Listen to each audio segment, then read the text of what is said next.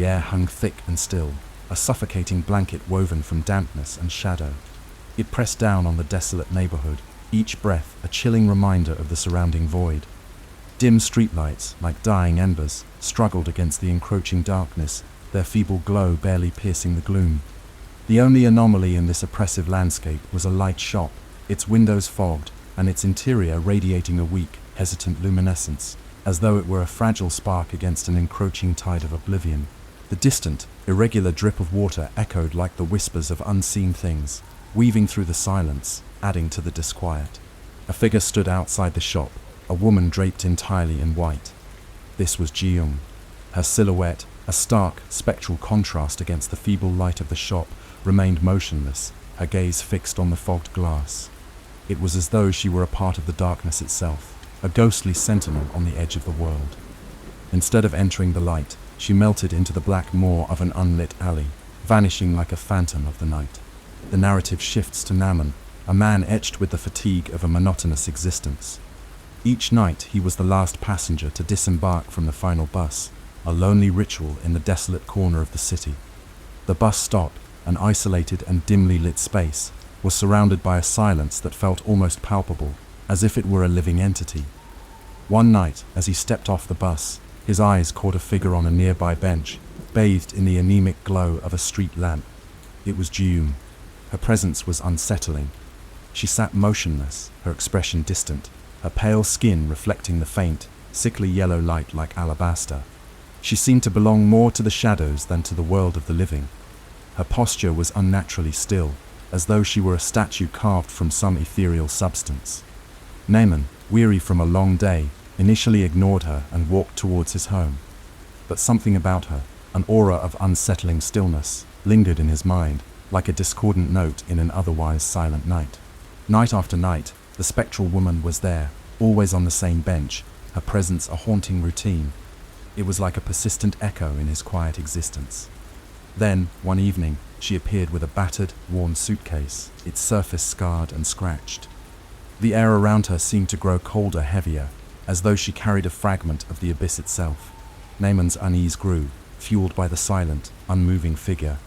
He felt a pull, a morbid curiosity that battled against his instinct to stay away. On the third night, his fear finally succumbed to the need to break the silence.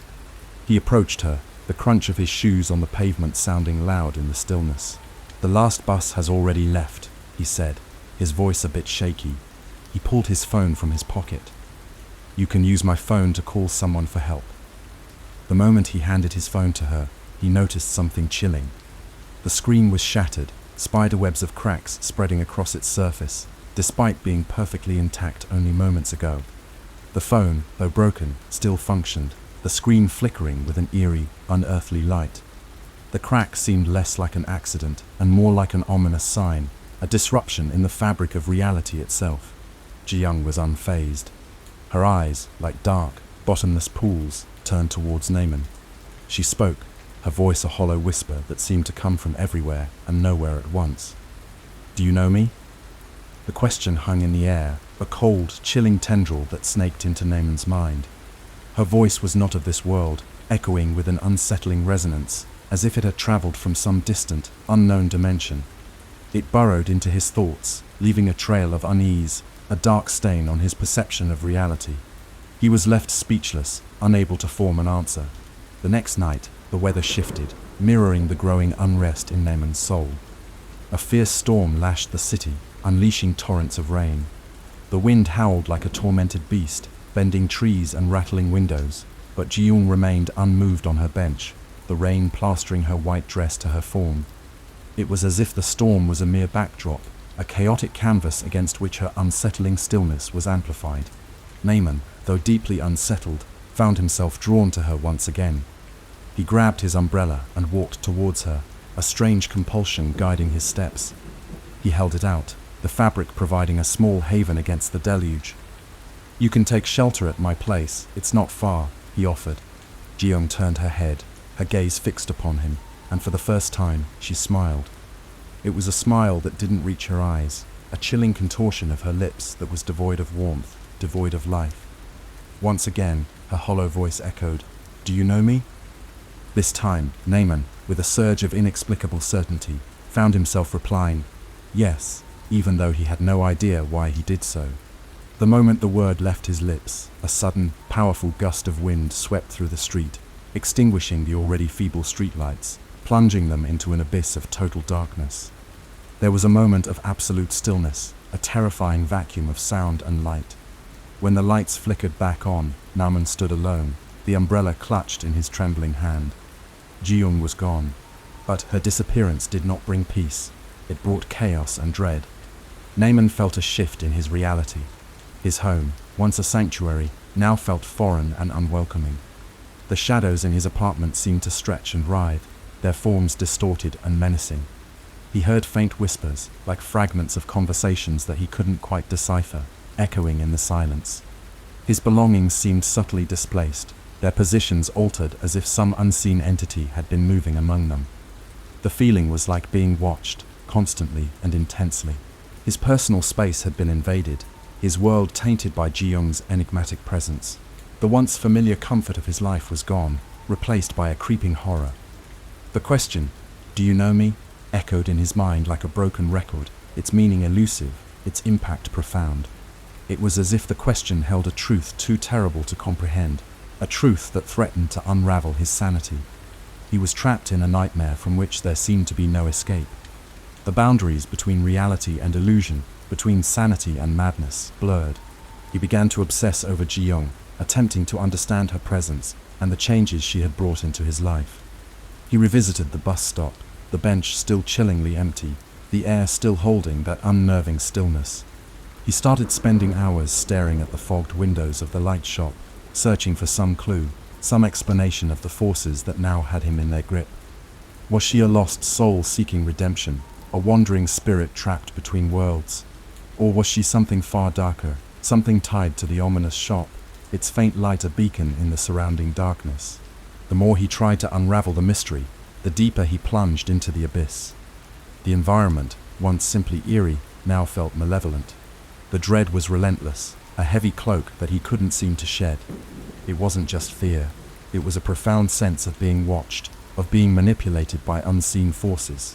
Namman started to see things out of the corner of his eye, fleeting glimpses of movement in the shadows, distorted figures that vanished the moment he turned to face them. He began to have nightmares, vivid and terrifying dreams in which Ji-young appeared, her eyes like bottomless pits, her hollow voice whispering her haunting question. He woke up in a cold sweat, the remnants of fear clinging to him like a second skin. The whispers in his apartment grew more distinct, sometimes sounding like his own name spoken in a distorted, mocking tone. Objects would move on their own, books falling from shelves, doors creaking open by themselves, the air thick with the unholy presence of something else. One day, he found a small object on his bedside table. It was a silver locket, its surface etched with strange symbols that he didn't recognize. The locket felt cold to the touch, like a piece of ice, and it seemed to hum faintly with an unsettling vibration. It was as if it were a key to something hidden, something terrible, a piece of the puzzle that he knew he should not try to solve. Yet he couldn't resist the allure, the morbid fascination that drew him ever closer to the darkness. As days turned into weeks, Namman became a prisoner in his own life, his every waking moment consumed by Ji-young's haunting presence. He stopped going to work, unable to concentrate, to function as a normal human being. He spent his days locked in his apartment, trying to make sense of the changes that had engulfed his life. His reflection in the mirror was gaunt and hollow, his eyes filled with the same chilling emptiness he had seen in Ji-young's. The once vibrant human being seemed to have been replaced with a shell, the spirit of Namman slowly fading into the shadows. He tried to talk to his friends about what he was experiencing, but they dismissed it as stress, as exhaustion from his demanding job. They didn't see the shadows that writhed in his home, didn't hear the whispers that plagued his ears. He was alone in this nightmare, completely cut off from the world that had once offered him comfort and solace. Namman began to delve into the history of the neighborhood, searching for any mention of the light shop, of the woman in white. He spent countless hours in the city's archive, poring over old maps and records, desperately seeking some explanation for the phenomena that were haunting him. He discovered that the shop had been there for decades, perhaps even centuries, its existence a continuous thread in the tapestry of the city's history. But there was nothing about Ji-young, nothing about a woman in white, nothing about the strange occurrences that now engulfed his life. The silence around the shop seemed to have its own sort of malevolent awareness. He felt as though he was being watched, scrutinized by some ancient entity that had taken root in the very fabric of the building. He would find himself drawn to it, compelled to stare at its fogged-up windows, hoping to glimpse some movement, some sign of life or death within. But only stillness greeted him. The faint, flickering light within seemed to mock his efforts, a fragile beacon that hid far more than it revealed. One night, he decided to visit the alley where he had first seen Ji-young vanish. The darkness seemed thicker, more palpable, a black void that seemed to absorb all light and sound. He felt a cold hand on his shoulder. He whirled around, his heart pounding, but there was nothing there. He heard a whisper, a faint echo that seemed to come from the very walls of the buildings. "You know me," it whispered. The chilling words sent a shiver down his spine, and he stumbled backwards, his breath ragged. He knew he was losing his mind, that his sanity was hanging by a thread. He had to do something. He revisited the locket, turning it over in his trembling hands. The symbols on it seemed to pulse with an eerie luminescence. He realized, with a terrifying clarity, that it was more than just an object. It was a key.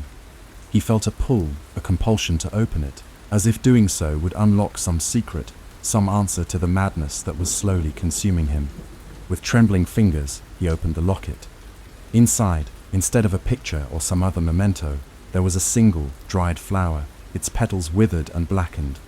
The flower seemed to radiate a strange, dark energy, an oppressive aura that filled the room.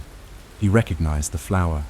He saw it on a mural of an ancient burial ceremony, hidden in an old temple he visited earlier. He closed the locket quickly, a strange sickness taking hold of him, as if he had consumed something poisoned.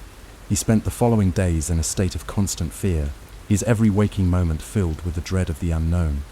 He saw shadows moving in the corners of his eyes, heard whispers that seemed to come from everywhere and nowhere at once.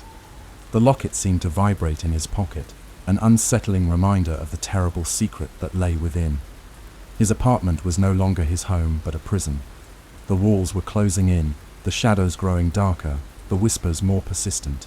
He knew he was losing control, and he felt like he was becoming a part of the shadows themselves, a mere extension of the nightmare that Ji-young had brought to his life. One night, a particularly violent storm raged outside, mirroring the chaos within his own mind. The wind howled like a tormented beast, the rain lashed against his window, and the thunder echoed like the drums of some infernal ritual. He stared at the locket, the silver surface reflecting the flickering candlelight. The symbols on it seemed to writhe like living things. He knew what he had to do. He put on his coat, the feeling that he was a mere puppet in this terrible play, and walked outside. The storm raged around him. The neighborhood was in complete chaos. He walked toward the light shop. He felt that he was not walking by his own will, that some force was pushing him, guiding him toward his doom. The fogged windows of the shop seemed to glow with a malevolent light, as if they were portals to some other dimension. He went to the alley where he had seen Ji-young vanish the first night. The darkness was absolute. He closed his eyes, letting the cold rain wash over his face. The whispers were louder now, a chorus of voices, some whispering his name, some calling to him from the shadows. He opened the locket, the withered flower inside emitting a dark, pulsating light. The air around him grew colder, heavier, as if the very fabric of reality was tearing apart. A figure coalesced before him, a spectral form draped in white. It was Ji-young. She looked at him with those chilling eyes. He was sure he saw a twisted, demonic smile on her lips. She asked the question again. "Do you know me?" This time, Namman didn't answer. He realized that there was no answer. She was not a lost soul seeking redemption, nor a spirit seeking peace. She was something far older, something far more terrible. He was facing an ancient evil. He reached out for her, the flower still glowing in his hand, knowing that whatever happened, it would end here. As he touched her, the light from the flower intensified, bathing them in an eerie, unearthly glow, and the whispers rose to a deafening crescendo, as the boundaries between the world of the living and the realm of the dead blurred completely. The storm raged on around them. The night was full of the sound of thunder, of the wind, of the rain, and of Namman's scream, before finally everything fell silent. The streetlights remained extinguished, and the light shop's glow seemed fainter than ever, as if the darkness had consumed yet another soul. All that remained was the oppressive stillness, the dripping of water, and the chilling reminder that some mysteries are best left unsolved.